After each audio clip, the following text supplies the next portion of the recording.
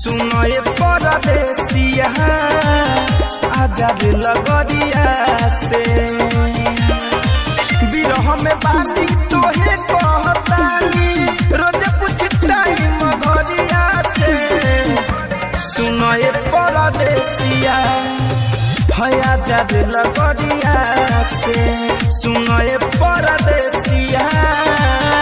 आजाद लगरिया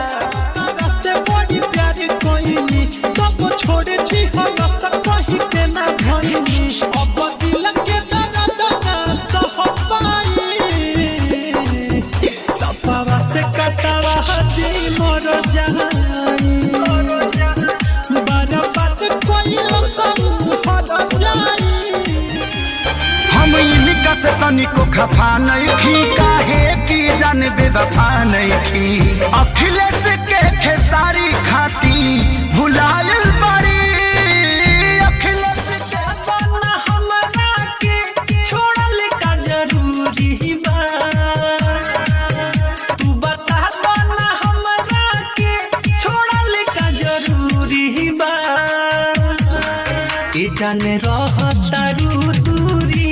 कौन मजिया से नींद दिल से चैन भाग जाला हो जब ये प्रीतिया के रोग लग जाला हो पागल दिल आवे या तू बाबा केहू के आइल जरूरी बा कदम बढ़ा के रोका तारू ऐसन काम दिल के दुनिया में घाट बसा के उदगा कहिलस पागल झूठा दिखावा में अब न मुस्कुरालू तू क्षण में रूठ जालू तू दर्द जैसे दिया होके वैसे बुत जालू तू सूते न देलू सपनों में तू आके जगा देलू तोहर दिल हो कि चार जा कतही लगा लेलू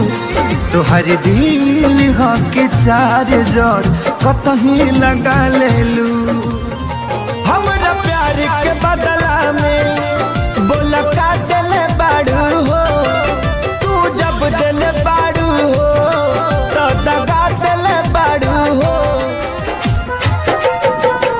हमरा के भुला गईले ना जाने कहाँ गईले रोज राग देखिला हो अभियोले